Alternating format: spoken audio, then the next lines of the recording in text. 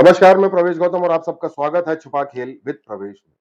अक्सर लोग कहते हैं कि नगर निगम और पीडब्ल्यूडी में भ्रष्टाचार बहुत है, उसको लेकर बातें करते हैं, कहते हैं कि यहाँ पर भ्रष्टाचार पे कोई कार्रवाई नहीं होती, लोगों के काम नहीं होते, कोई भी किसी पर भी ध्यान नहीं देता।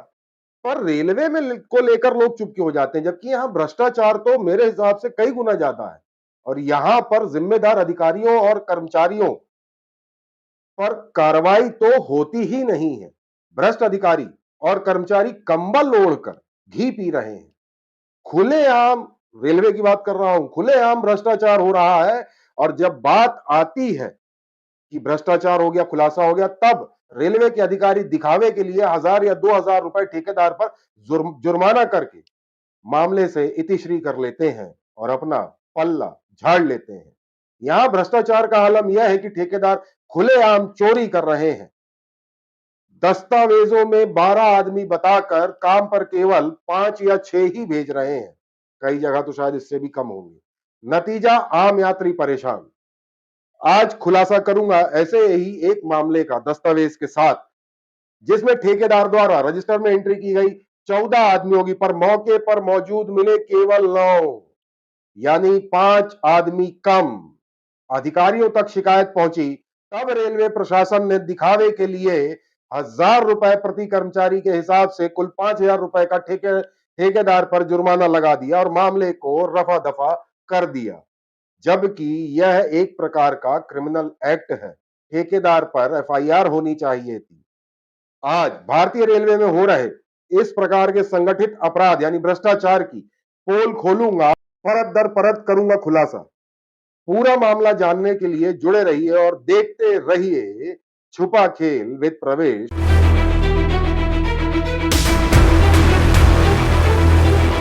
स्वागत है।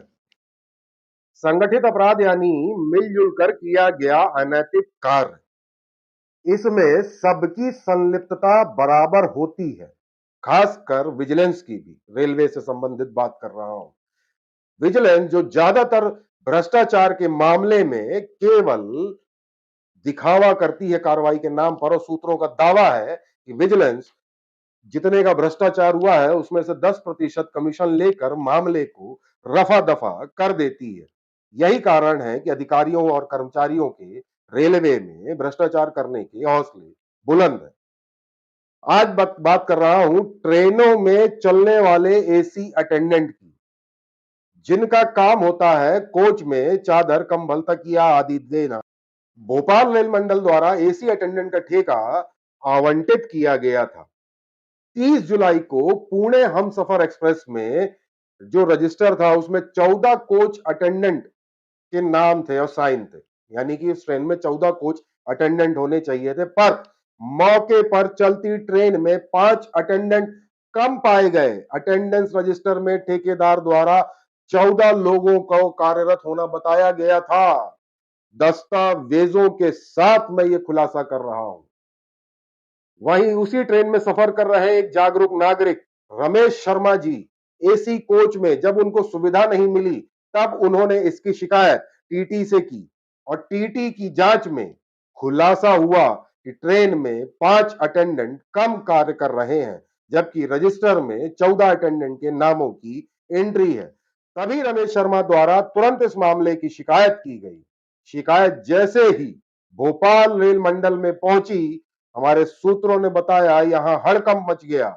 अधिकारियों को लगा कि कहीं यह मामला ज्यादा तूल न पकड़ ले, तो आनन फानन में रेल प्रशासन ने उसी दिन 30 तारीख को ठेकेदार पर 5000 रुपए का कुल जुर्माना लगाकर मामले को इतिश्री कर लिया।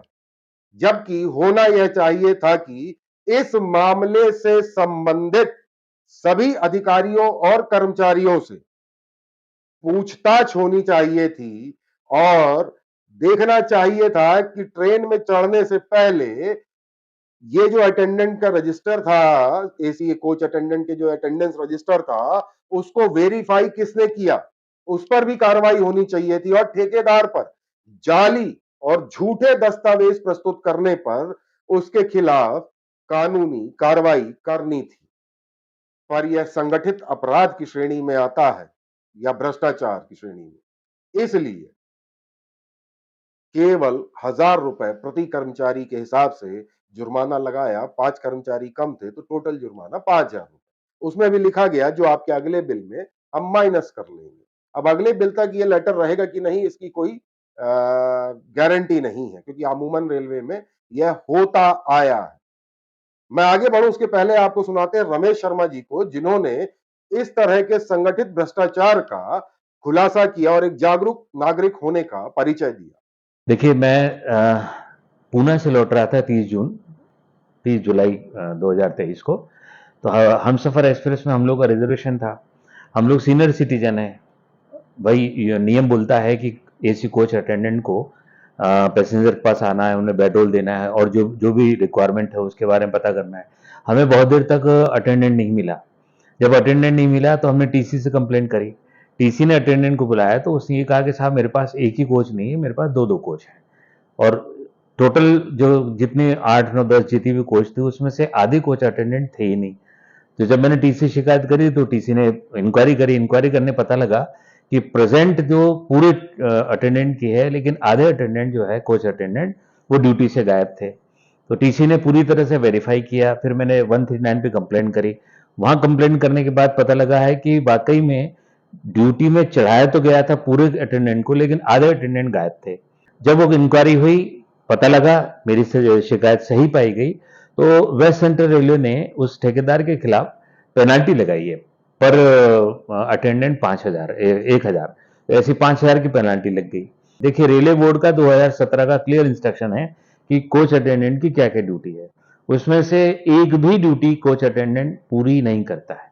ये मामला सिर्फ हमसफर का नहीं है। मैं हैदराबाद जयपुर से जब उज्जैन गया तब भी यही था। मैं उसके बाद जीटी एक्सप्रेस से गया, उसमें भी यही था। साउथ सेंट्रल में भी था। बिलासपुर जयपुर गया, उसमें भी ये था। ऐसे में 4-5 मामले पकड़ चुका हूं और इसकी शिकायत मैंने उच्च स्तर पे कर भी दी है।